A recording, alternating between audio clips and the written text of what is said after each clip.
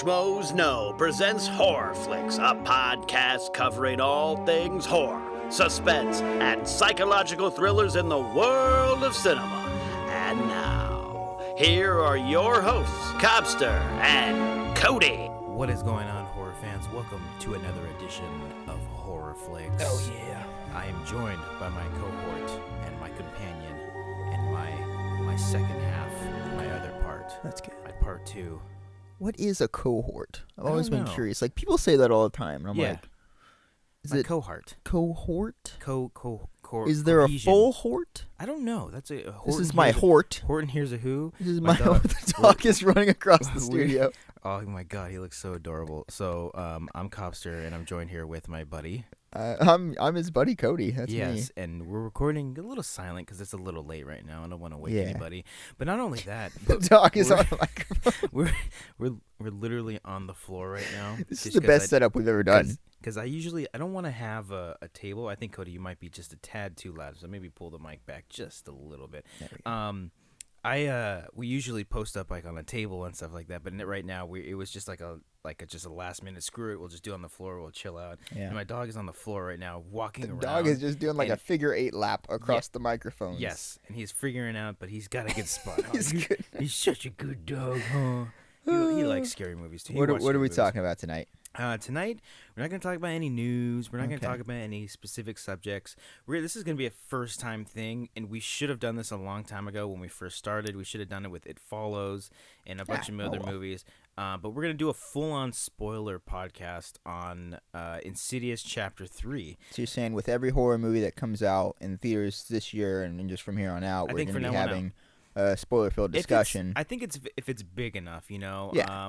and if it's good enough too, or kind of following like The Gallows. I don't see us doing a full spoiler episode on that, really. Who knows? But, It could be good. But you never know. If it's a sleeper, then for sure we're gonna talk Mhm. about it. I Okay. regret not talking about It Follows fully in depth because We'll make up for it I with think so. when it comes out on Blu-ray. We'll probably yeah, I think so. I think Yeah. if people ask for that, and we'll do a giveaway of It Follows, and then we'll have a full spoiler episode on that too. I think that would be really, really fun and exciting. And so, you know, I think Crimson Peak is another one too because that's a big one. it's very much anticipated. And so Probably what other Paranormal 5. probably a Just Paranormal because Activity. we're attached to that franchise. Exactly. Yeah. So we're gonna kind of go full in depth with this. We'll give our initial thoughts on the movie, what we thought about the first two films, even though we've talked about it here and there. Yeah, the we first should two should movies. give some context before we get Yeah. into this one. Yeah. And then, so just to warn you guys, just to let you guys know that this is full-on spoilers. So if you haven't seen Insidious Chapter 3, be warned. We're gonna go, all in depth and talk about some shit that happened in the movie. Yeah, now that one commenter who says that we spoil everything Oh, can't yeah. say that You this can't time. say it this time. We warned No. you. We warned Yeah. you. We spoil some stuff, but I mean, a lot of the stuff We're- we talk we're not- about, a lot of calm the down. stuff we've Look. talked about. Yeah. Don't let him get to you. It's okay. It's fine. I think I'm pretty sure he's a nice guy. Maybe some problems here and there. But I'm sure he's a nice guy. Okay. But when we do spoil things, it's because these things that we've talked about have been out for so long. Yeah. If you don't know. What certain I was gonna give examples, but I didn't even want to do that. I don't want to get You don't into want it. to fuel So, the fire. let's get into it. First of all, overall thoughts on this whole trilogy so far, because it is a trilogy now. It's a solid trilogy. Solid trilogy. James Wan directed the first two. Leigh Whannell took over for this one. Of course, Leigh Whannell wrote the first two. Yeah, if there was anyone I would want to take over the series, it would be Leigh Whannell, because he's been there since day one, writing it, Yeah. helping James Wan produce it, and all that fun stuff. So yeah, it's a good choice. I think so too. Yeah. And this is Leigh Whannell's first movie. It's his first directorial? Debut. Okay. He's obviously written a bunch of James Wan stuff. Obviously, I think the first 3 Saw movies. I even want to say Dead Silence. Yeah, they collaborated on that. I think they collaborated on I that. don't think they did on Death Sentence though, but No, and not The Conjuring, because The Conjuring was a much bigger Yeah. horror film. Actually, the brothers, the Carrie and something, the guys who were on the show, yeah, they were both on Schmoes Yeah. a couple years ago when Conjuring was coming out. they also wrote San Andreas, which just came out. Oh, right on. Hayes Brothers. Hayes Brothers. There you go. Good job, Ringo. That was on you. No, good job, buddy. Yeah. Ruff. Yeah, he just barked. He just roughed. Yeah, he's like That was Billy him, he's roughing. Billy Ruff. So yeah, Leigh Whannell taking over for this first time. I myself, the first movie I dug most. I dug mostly the First first one's the best part. one. I think I liked the first half more so than the second half, just because it turns into a completely different movie. If anything, and even James Wan tweeted this out, or maybe it was Leigh Whannell. Ringo, relax. I'm messing with the microphone. This dog is the best thing. Yes. I prefer. I mean, I think Insidious is the best Poltergeist remake we've got. Yeah. Really. Sorry, actual Poltergeist remake. What I liked about the Insidious trilogy is that they're kind of homaging original horror films that we all love so much.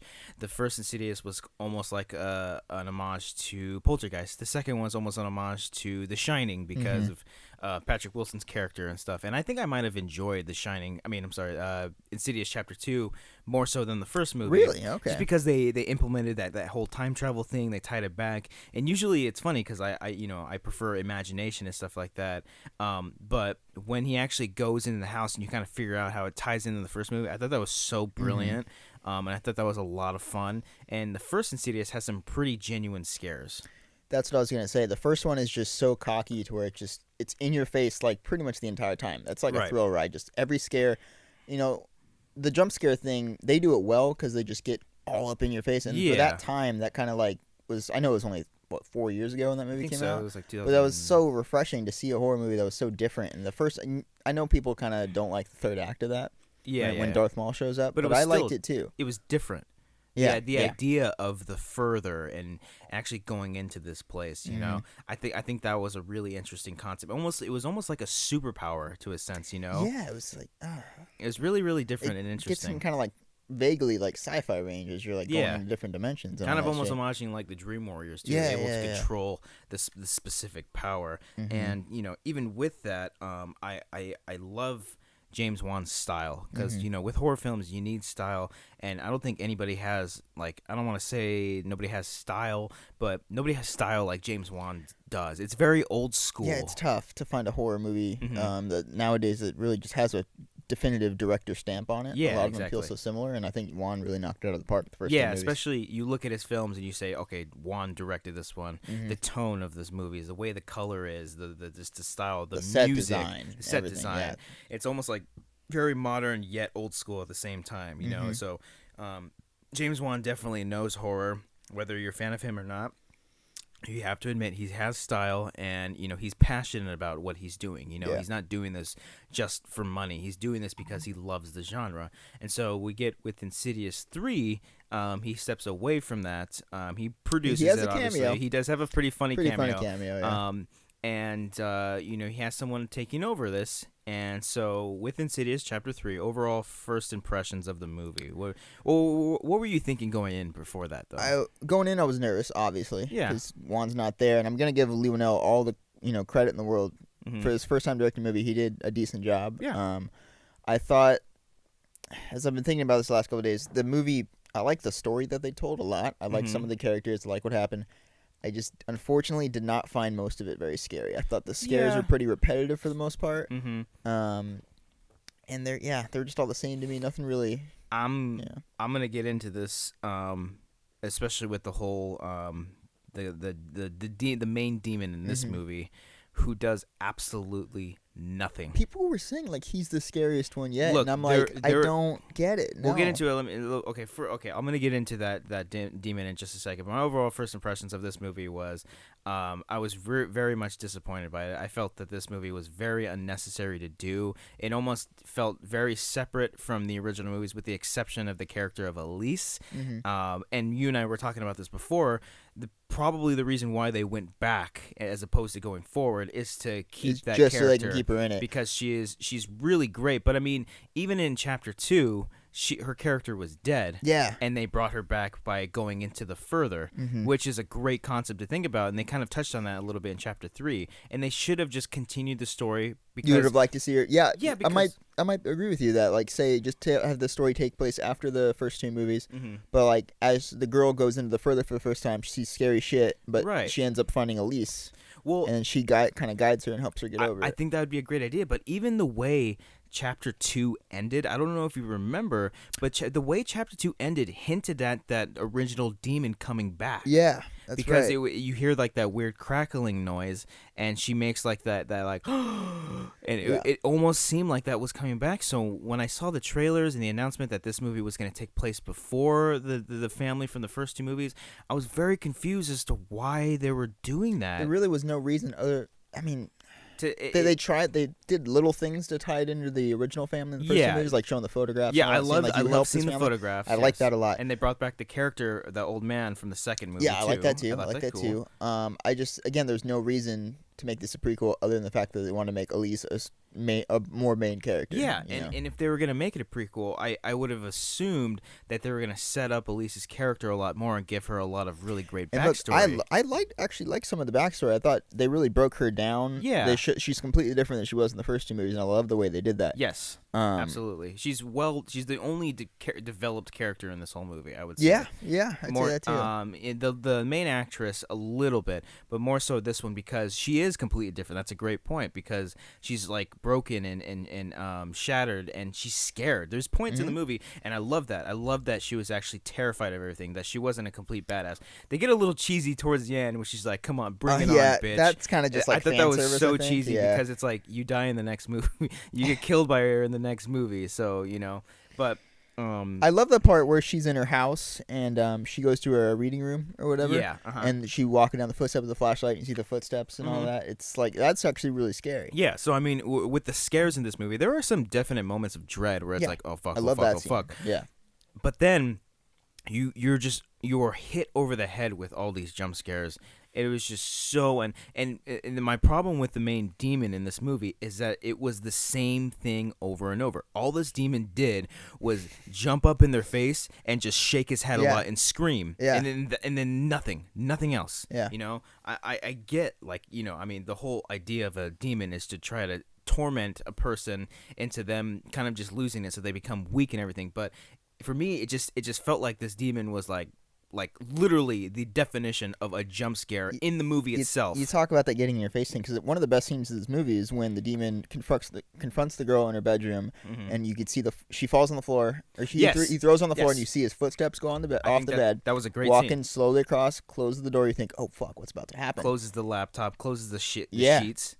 And then all of a sudden, it's the same exact scare that we saw 20 minutes ago. It's just yeah. And even the initial setup, because this movie, it has a little bit of a slow build, and it does. The first 20 minutes, I was really scared. I was like, this is not like really scared. I mean, like, you were worried concerned. about it. I was like, this might not be very good. It made up for it later, but yeah. Yeah, because I don't mind slow builds. I prefer it in horror films because you can establish the characters, and I'll get into the characters in a second. But the first two times you actually see the demon, I was fucking terrified. Really? I thought those were like genuine. when he's waving to her? just waving. That was fantastic. That image was fucking You know terrifying. what that reminded me of? Jeepers Creepers. Yes, it did. It did, right? Kind of Yeah. in the background, And then it even startled me a lot. I thought the only genuine jump scare is when car? she got hit by the That car. was great. Because I had I no love that. fucking idea that was gonna happen. Back on the jump scare thing, though, yes, there's people probably thinking, like, the whole jump scare thing has been a staple throughout this entire series. Yeah, of course. Yes, but as I was thinking about this, I think the difference between these and the first two movies, and again, no disrespect to Lee Whannell. It's his first job. He did.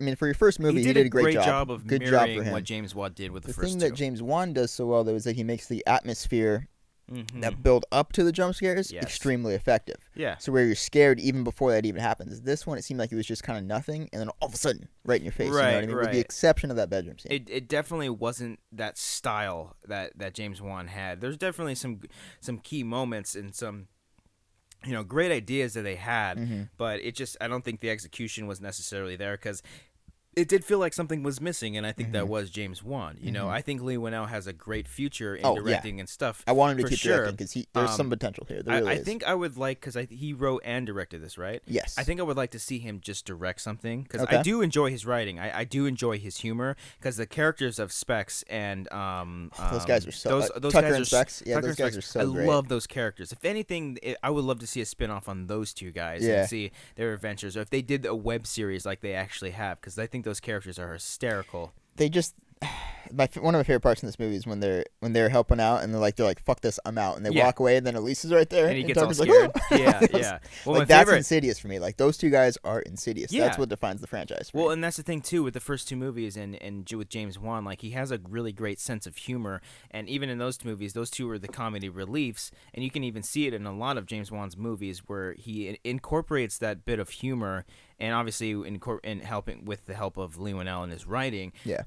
Some of that humor was missing in this one too, and I think that's because it's just It the might have been characters. shoehorned in. Yeah, when they showed up, like Yeah. there really was nothing until that point. Exactly.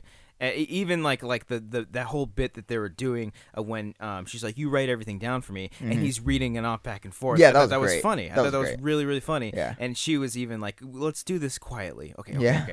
I thought that was really funny. But up until, I mean, I think it's because, Elise, Specs, and Tucker, you said, Yeah, right? Tucker and Specs. Those were really the only interesting characters in the whole movie. Let's get into Everyone this, else yeah. was very, very one-dimensional. The father, I did not like at all. Yeah. The main actress, the girl, I thought she did was fine. I Yeah. thought she was fine. And then the little brother, just like, what was the point? I mean, I think they just left him on the cutting room floor. There had to have been another storyline in there. There had but to have been. because he's in like one of the early scenes. Mhm. You barely He's see a him pain in the interacting ass. with him. And then like And later then on in the movie, end, like he's so passionate about trying to help his sister, and like of course he's going to care about his sister, but I'm Yeah. just saying, like, where was this before? There was Like, no build up to it. It was out of left field. Yeah. And I was like, oh, I thought this kid was a putz, and all of a sudden Yeah. I'm supposed to like him. No. They also introduced a couple of side characters, the neighbor next door, yeah, the kid, unnecessary. which was effective for that one scare when she's texting him. Oh with yeah, the yeah, sidekick. yeah. I thought that was interesting. Oh, That gosh, was yeah, that was the I know. scariest thing in this whole movie. The sidekick. Yeah. Well, granted, this does take place before the first two Yeah, movies. it's true. So. But yeah, there's him and then there's her best friend who are.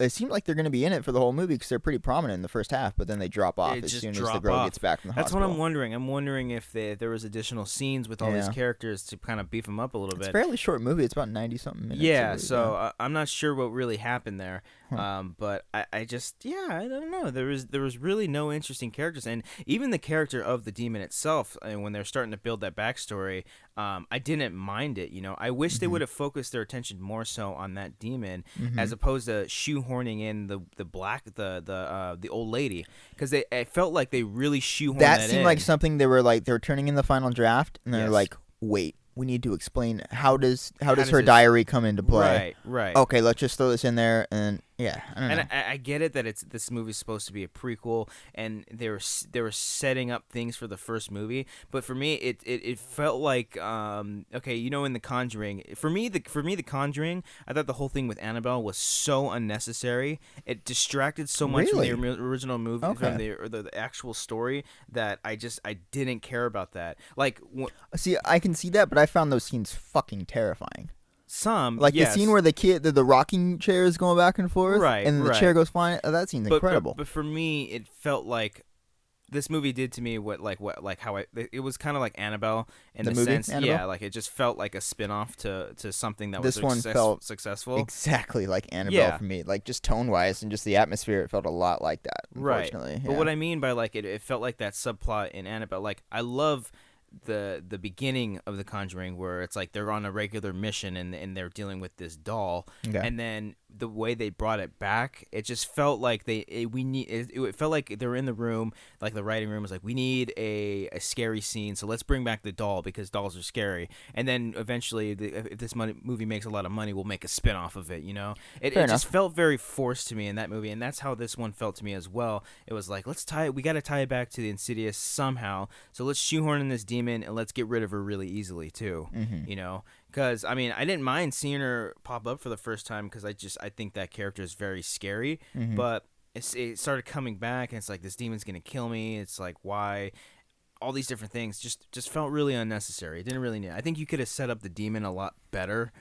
You saying the main one or the one from the Yeah, first movie? Because it's just like, it was scary looking for a while. Then after a while, when it started doing all the jump scares, it just get away. Yeah, and it was creepy. The thing with the oxygen mask and how it just can't. That was a cool imagery. Yeah, You know, for sure. it just I wasn't that terrified of it. I was Mhm. startled every time it, got in your face. And I just also I didn't understand like why he was such a top dog of all the demons and why he had all his pets or whatever down Mhm. below too. He was Yeah. trying to take over. There was really no setup to it. It And was look, just kind of accepted. ambiguity is essential a lot of times in horror, but Mhm. that time it would have been nice to get a little bit more. He wasn't a strong enough presence to be like wow, I don't want to know anything about him because that's what makes him scary, it's like Mhm. it's like with the Babadook. I don't need to know a backstory on that because just that idea was set up so well.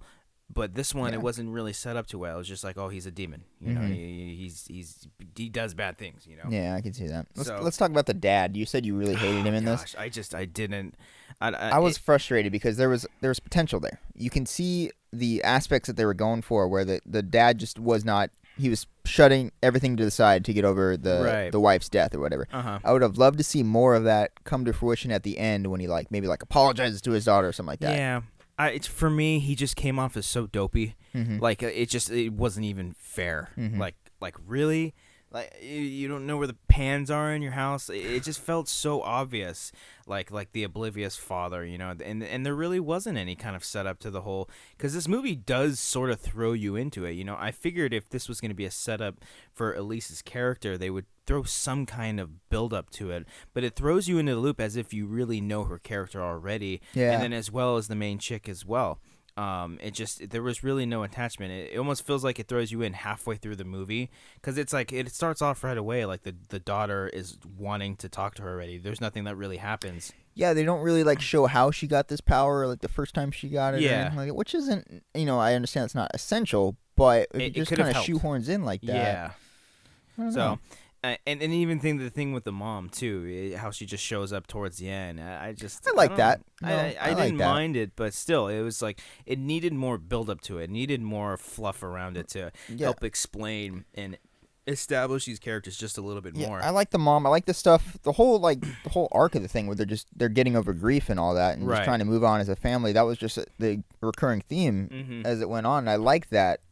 Once again, I just didn't find everything around it to be scary, unfortunately. Right. Yeah. Yeah. Really, very rarely at this times was I actually feeling tension. I knew when the jump Yeah, scares exactly. where they were Yeah. going to come. It was just very, very predictable for me. They look one way, look the other, nothing, and they look back to that one way, and the thing's right. I in will the say face. the shot where he looks out the window and it comes back, I thought it was interesting. But it's like, of course, as soon as she looks out, it's going to be right then and there. That would have been great if I didn't see it in the trailer. Yes, true. Yeah. Yeah, it definitely would have been. It definitely would have been cooler if it just didn't scare. I You just know? realized that was in one of the trailers, and the bedroom scene was in the trailer too. Which one? Where she's The one where the thing walks in and closes the door on her, and it's like, oh fuck, what's about to Oh, happen? really? It's like, Oh, I don't I'm pretty remember sure that. that was in one of the trailers. I do know that the when she breaks it, when she's got the cast on, she starts beating Oh, on yeah. it and stuff. I Yeah. did see that in the trailer.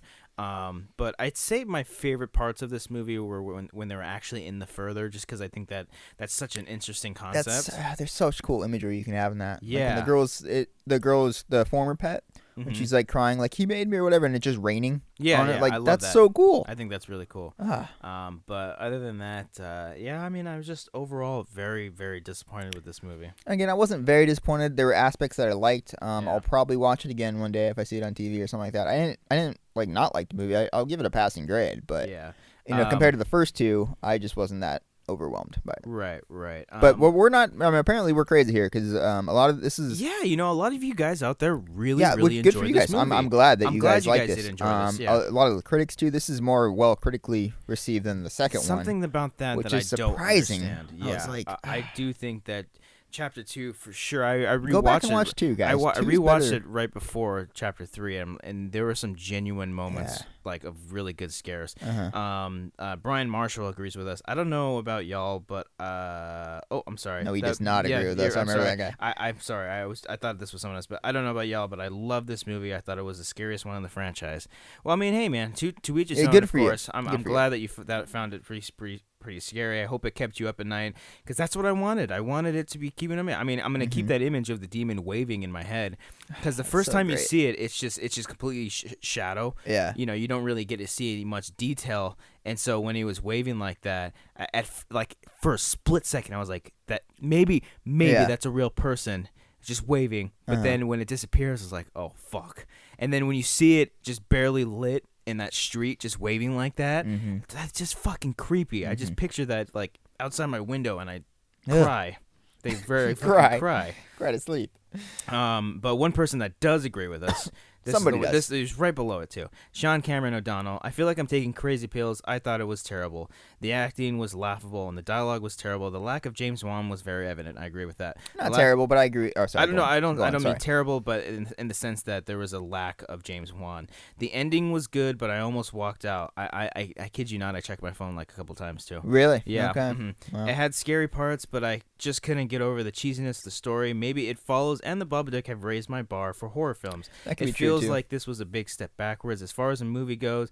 It was more painful to sit through than Seventh Son. I don't know about that, but I definitely agree, and I'm glad he says that because I want people to understand that scary movies aren't all about jump scares. Yeah. You know, I think we've talked about this so many times before, but we've come so used to scary movies like this. And I'm not saying that this is like all the other. This is this series did it right. They did for the most part did the jump scares right.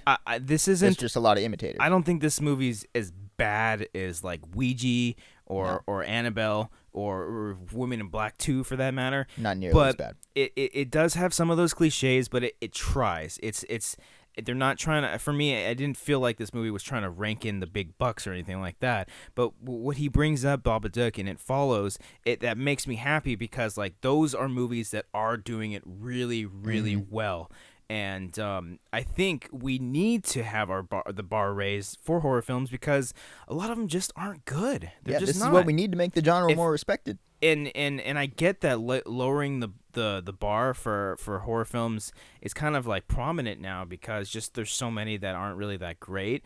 But I wish this movie could have been something like that, but I didn't enjoy it. I don't want to say this movie was terrible, because there are aspects that I did enjoy of it. It was just disappointing. You just for me. flat out, for the most part, did not enjoy it, huh? Yeah. I'm on the fence. You know, I'm teetering between good and bad. Yeah. Right. I don't think it's terrible. Like I said, No. you know, I think there's some enjoyable qualities, and I think people can have a lot of fun with it too.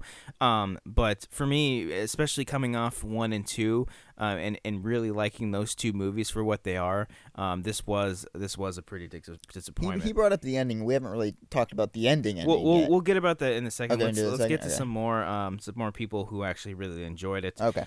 Casey Kelderman. And I apologize too. I put up this Facebook post pretty late on, so there's not going to be too many. But Casey says, absolutely love the third installment of one of my favorite horror franchises of all time.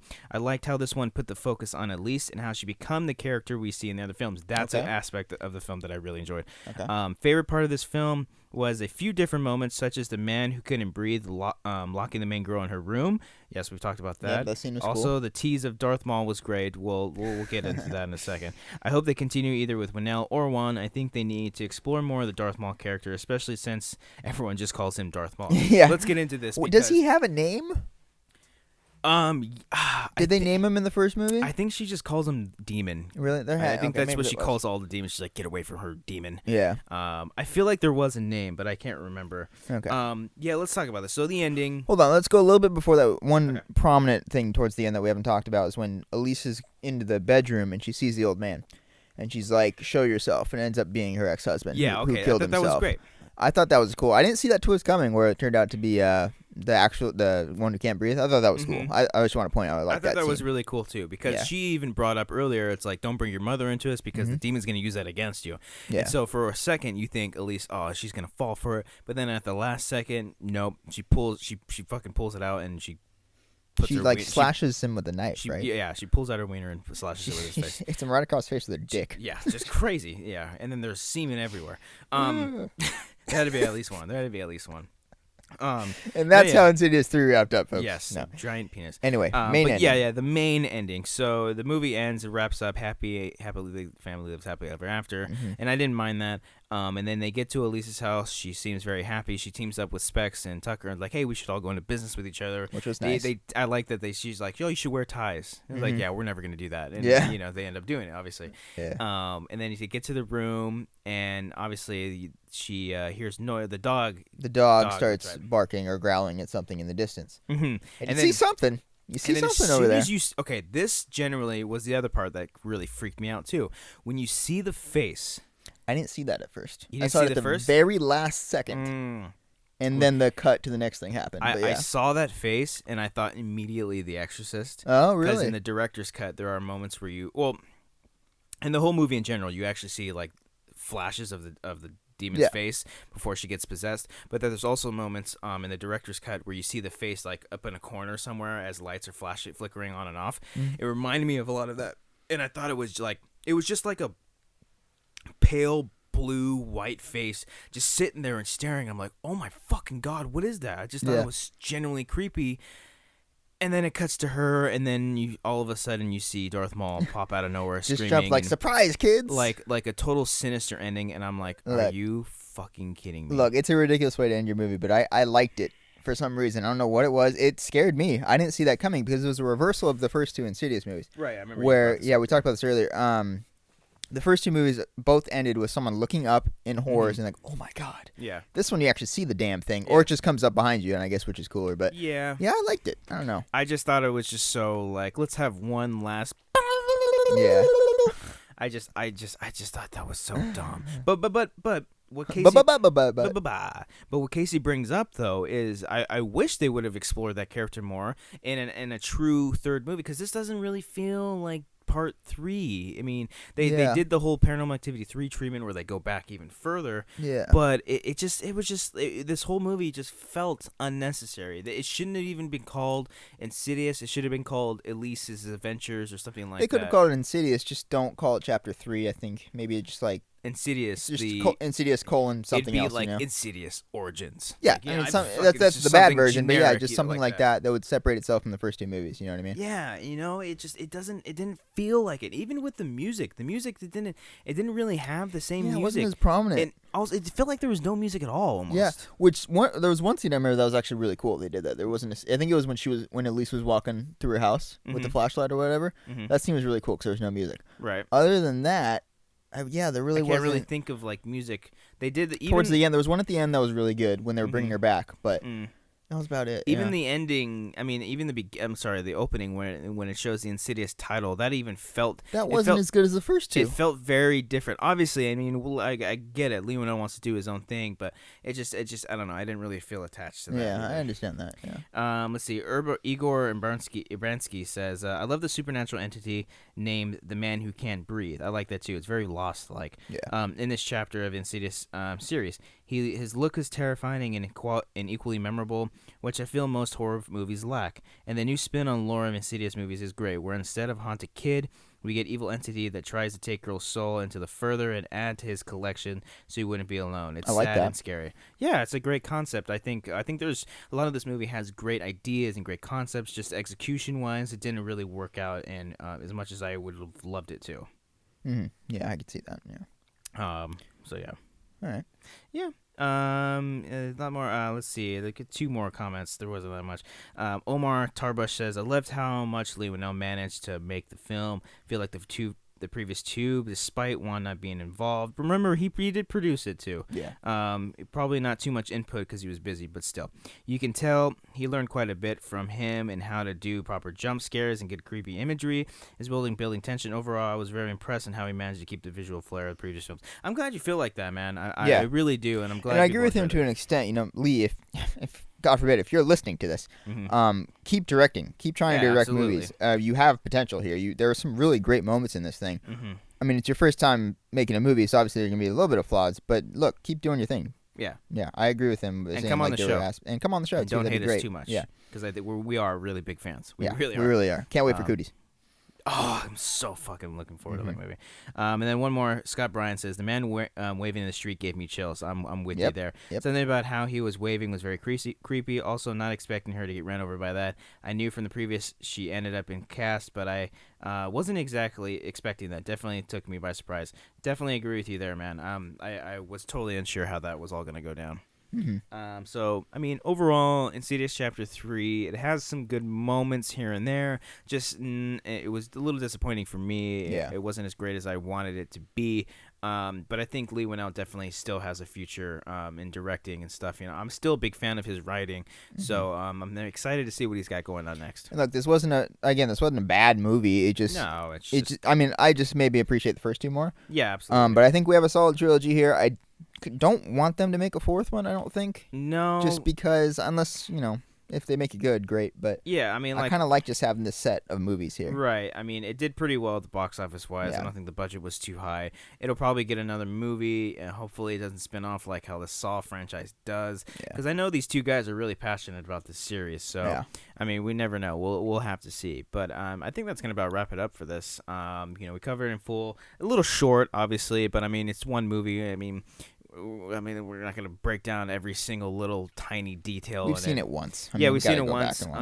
But let us know what you guys thought about Insidious Chapter 3. Anything and everything. If you guys listen on the Schmoes Know podcast channel, let's have some discussions down below. Remember, this is all spoilers. So if you're listening by now, if they're like, sorry. Oh shit, I didn't realize this was spoilers. Yeah, exactly. Have a conversation down below. Have some fun. Talk about this movie. Tweet out to us. I'm at Copster15 on Twitter. I'm at The Real Cody Hall. And just hashtag at HorrorFlix and have just talk to us. Let them know what you guys thought about this episode, what you guys thought about Insidious Chapter 3, and tell them what to do with the iTunes stuff.